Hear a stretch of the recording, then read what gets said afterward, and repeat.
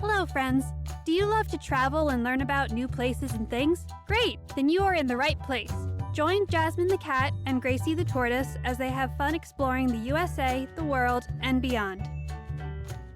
Hello, friends! Ahoy, mateys! It's Captain Jasmine, the jazzy gray cat, here with my bestie Gracie, the super smart tortoise. She's my first mate. Say hi, Gracie. Greetings, my good friends. Gracie here. Ahoy to all of you, too. I'm so glad you joined us today as we set sail on an adventure on the high seas with those scurvy pirates. Jasmine, don't you think I should be the captain? Nope, I'm good. I've got my spyglass and am ready to find treasure. All I need is a parrot. But Gracie, what exactly is a pirate?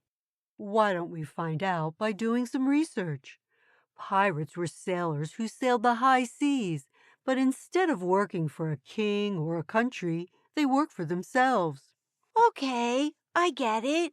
Pirates were best known for capturing ships and taking all their treasure. But Gracie, did you know not all pirates were bad guys? Some were just trying to get rich. That's right. In fact, some pirates followed the rules.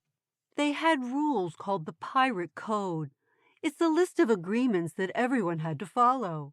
Some of these rules were like sharing the treasure fairly, taking care of injured crewmates, and even voting on big decisions. Yes, but they were still taking other people's stuff and not paying them for it. Very true. That's why kings and queens called them the outlaws of the sea. I bet being a pirate was lots of fun. So much adventure. Perhaps. Let's see what it was really like to be a pirate. First, their ships. Pirates had smaller ships that were lots faster than the big ships that were carrying all the cargo. The ships also had big cannons to fire at the other ships to get them to hand over their treasure. Boom, boom! And how about that cool flag called the Jolly Roger? It had a skull and crossbones on it, which pirates flew to tell other ships they were ready for a fight. Yes, all of that does sound exciting. Sailing all around the world, searching for hidden coves, remote islands, and secret hideouts.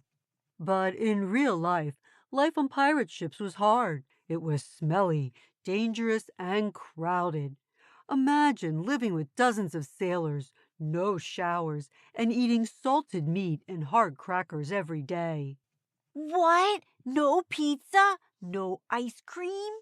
Remember, long ago there were no refrigerators, so food would go bad quickly. Pirates had to pack food that would last for a long time. One popular food was hardtack. It was a cracker made from flour, water, and salt. Hardtack was easy to carry and lasted for a long time. Wait a minute, Gracie.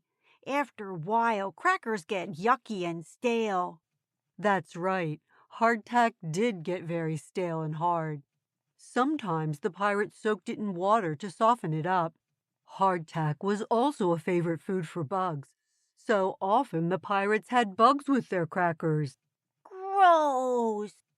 So the food wasn't great, but pirates still had lots of fun. They sang sea shanties, told stories, and kept parrots as pets. A parrot would be fun. I would teach it to talk to me. Polly wants a cracker. Jasmine, I know you think all pirates had parrots, but they didn't. Really? That's a bummer. I couldn't be a pirate without a parrot. Even though most pirates didn't have one, parrots were a pirate symbol because they were colorful and came from the tropical islands that many of the pirate ships sailed to. Time to talk about real pirates. Let's start with Edward Teach. Who? Was he a teacher? No, Teach, also known as Blackbeard, was a pirate who sailed the Caribbean and Atlantic coast in his ship, the Queen Anne's Revenge. His nickname comes from his big black beard. During battles, he would put burning ropes in his beard to look even scarier. Whoa, that would be scary, a man with fire coming out of his face. But that's also very dangerous.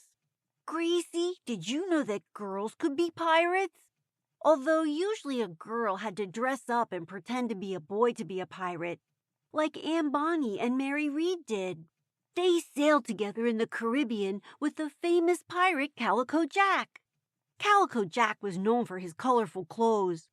The word calico means lots of colors, like a calico cat has lots of colors. He also created the pirate flag with that scary skull and crossbones. Let's not forget Captain Kidd. He started out hunting down pirates, but later became a pirate himself. Legend says that he buried treasure that still hasn't been found today.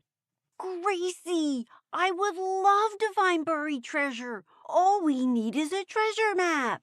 A map marked with an X is a fun place to start. But actually, Jasmine, very few pirates buried their treasure. Well, that's disappointing. What did they do with it? They spent it on things like food, clothes, or more adventures. But pirates were always finding and hiding treasure in books. They were, but sometimes books add details to make the story sound more exciting. What do you mean? Well, you remember Captain Hook from Peter Pan. I sure do. He had a hook on his hand where the crocodile bit it off. It was so funny how the crocodile swallowed a clock and they always heard him coming. Didn't pirates have hook hands? They didn't. A hooked hand isn't very useful. So a pirate who had lost his hand would probably not have been able to be a pirate any longer and would have been left at a port. So no peg legs either? Unfortunately, no. You're also thinking of a storybook pirate, Long John Silver, from the book Treasure Island. He had a peg leg and a parrot named Captain Flint. Well, I know pirates really did wear eye patches. Usually it wasn't because they only had one eye. The eye patch was used to help them see better in the dark.